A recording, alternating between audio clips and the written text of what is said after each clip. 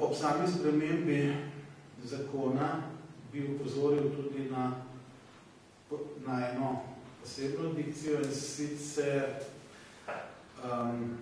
ta novela je predvidevala, da se seznam organizacij, ki lahko dajo predloge in mnenja glede repatriacije, brišejo slovensko-rimsko-katoliške misije, misije drugih verskih skupnosti, namesto njih pa zapiše, da bi to nalogo opravljale neprofitne organizacije zasebnega prava. V obrazložitvi tega predloga pa so enostavno in zelo skopo napisali, da s predlaganimi spremembami se je 78. člen zakona uskladil s 7. členom Ustave Republike Slovenije. Jaz ne vem, ali je bilo tukaj namenoma tako zapisano, ali je slabše poznavanje Ustave, ali je poskus zavajanja, ampak 7. člen Ustave Republike Slovenije nikjer in nikakor ne predvideva oziroma ne zahteva svoje vsebini takšnega brisanja.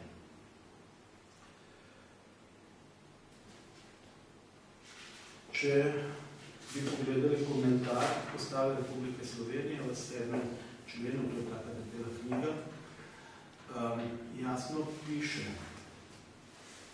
da ker se velik del religioznih dejavnosti odvija v verskih skupnosti, te pa na temelju svojega prepričanja opravljajo še druge posvetne naloge, ki država pri vzpostavljanju in pospeševanju različnih dejavnosti v družbi ne sme prezreti ali celo izločiti. Tukaj pa posebej poudaril, ločitev nevtralnost državi ne preprečuje, da ne bi imela s cerkvenimi in tistimi verskimi skupnosti, ki jih tudi Ustavno sodišče priznava vlogo obče koristnih ustanov, enakih pozitivnih razmerij in oblik sodelovanja in skupnih prizadevanj, kot jih ima v tem pogledu z drugimi civilno-družbenimi organizacijami. Iz tega citata mislim, da je več kot jasno razvidno, da Ustava nikjer ne zahteva, da se te rimsko-katoliške misije brišejo. Bistveno večja verjetnost pa je, da sama dikcija rimsko-katoliške misije ali pa rimsko-katoliška cerkev konec koncev in katere pripravljalce zakona predvsem moti. Na ta predlog zakona je naša poslanska skupina pripravila amandma, s katerim je predlagala, da ostane prvotni tekst zakona, da se rimsko-katoliške misije ne brišejo.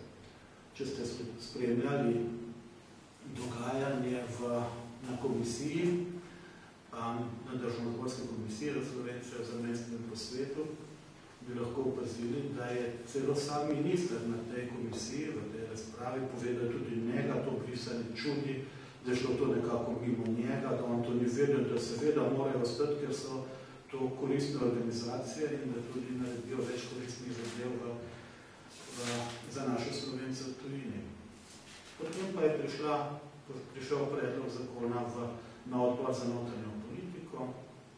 Tam pa je minister povedal malo drugače sicer, tam pa je povedal, da verske misije sicer ostanejo, samo bi se da rimsko-katoliške bi se pa brisale.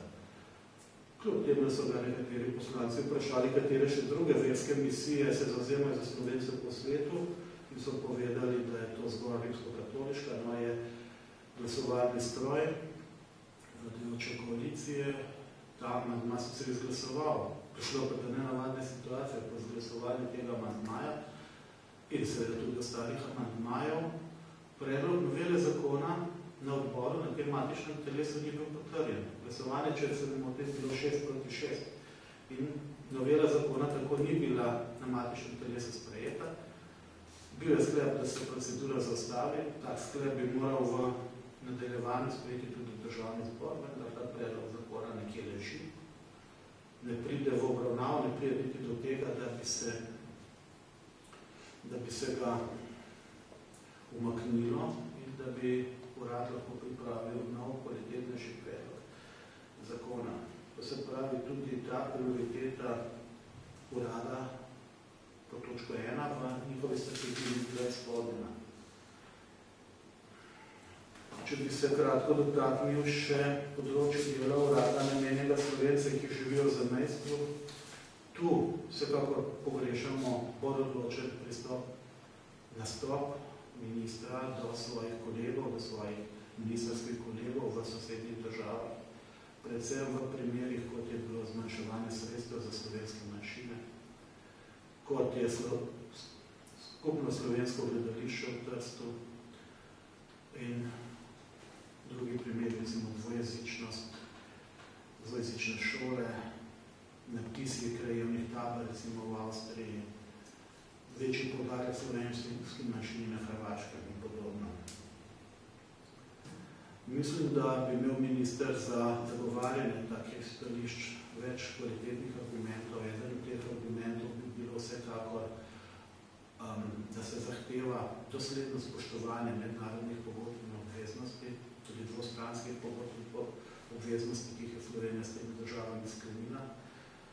Predvsem pa, glede na samo dejstvo, da ima Slovenija, da je vzor konec koncev včasih na kakšnih srečanjih se predstavi tudi kot vzorčen primer reševanja odnosa države do avtohtonih narodnih manjšin. Zelo visoke standarde, mednarodno priznane visoke standarde. Minister mirno lahko v srečanjih s svojimi zamejskimi kolegi vztrajal oziroma spodbujal te svoje kolege, da bi poskušali standarde svojih držav po načelu reciprocitete vsaj približati standardno, kot jih imajo njihove manjšine v Sloveniji. Morda bi še ena točka, kjer bi ministrstvo urad, pravzaprav urad in minister lahko odigrala pomembnejšo vlogo, to pa je spori oziroma trenja slovenskimi organizacijami v tujini.